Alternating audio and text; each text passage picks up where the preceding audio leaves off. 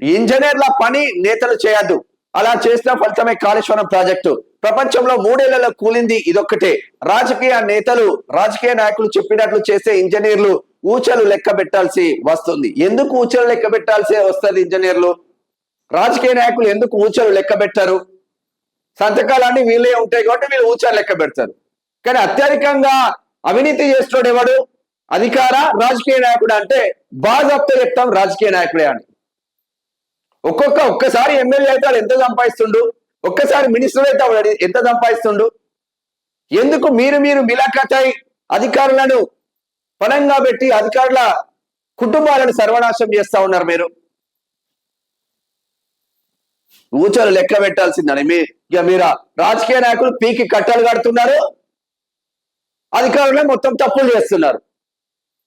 Administration correct గా ఉంటే ఏ అధికారాన్ని తప్పు చేస్తాడా?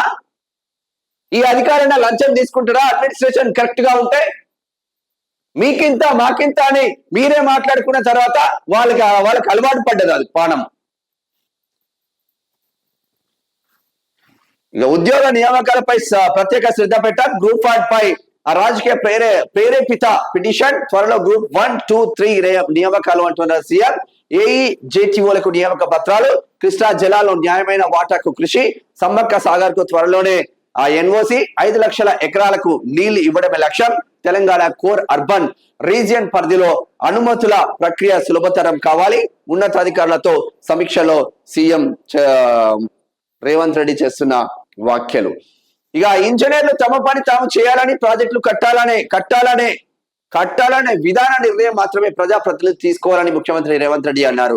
ఇంజనీర్లు చేయాల్సిన పనిని ప్రజాప్రతినిధులు, ముఖ్యమంత్రులు చేయకూడదన్నారు. అలా చేయడం వల్ల వచ్చిన ఫలితమే కాళేశ్వరం ప్రాజెక్టు అని పేర్కొన్నారు. గత ప్రభుత్వ హయాంలో 1000 కోట్లు పెట్టిన ప్రాజెక్టులకు కనీసం భూభౌతిక పరీక్షలు కూడా చేయలేదని, పెద్దసారు హెలికాప్టర్ల పోతూ కిందికి చూసి ఇక్కడొకటి అక్కడొకటి కట్టామని చెప్తే పేపర్లో రాసుకొని కాంట్రాక్ట్ కు ఇచ్చి కట్టించారని ఆరోపించారు. బుధవారం కొత్తగా ఎంపికైన 224 మంది అసిస్టెంట్ ఇంజనీర్లు, 199 మంది జూనియర్ టెక్నికల్ అధికారులకు జల సౌదాలో మంత్రి ఉత్తమ్ కుమార్ రెడ్డితో కలిసి సీఎం రేవంత్ రెడ్డి నియామక పత్రాలు అందజేసిండ్లు.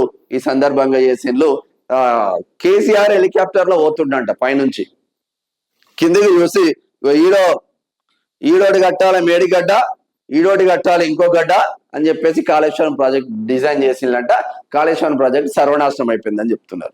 వాస్తవంగా కాళేశ్వరం ఉన్నప్పుడు ఏం జరిగింది, కాళేశ్వరం లేనప్పుడు ఏం జరిగింది, భూగర్భ జలాలు ఎటుపోయినాయి? నిజంగానే కాళేశ్వరం ప్రాజెక్టు మంథని నియోజకవర్గంలో కడితే మంథని నియోజకవర్గ ప్రజలకు కూడా ఆ కాళేశ్వరం నీళ్లు రాలేదమ్మా. ఓపెన్ మంథని నియోజకవర్గాల్లో ఉన్న మండలాలకు, ఇటు మల్హార్ తాడ్చర్ల కావచ్చు, అటు ముత్తారం కావచ్చు, ఇటు కమాన్పూర్ కావచ్చు, మాదేపూర్ కంటే పక్కనే ఉంటది కాబట్టి వచ్చి ఉంటాయి, అటు మంథని కావచ్చు, ఇటు మా ముత్తారం, ఇవన్నీ ఎక్కడ రామగిరి ఏడొచ్చినాయి నీళ్లు, కాళేశ్వరం నీళ్లు రైతులకు ఏడొచ్చినాయి?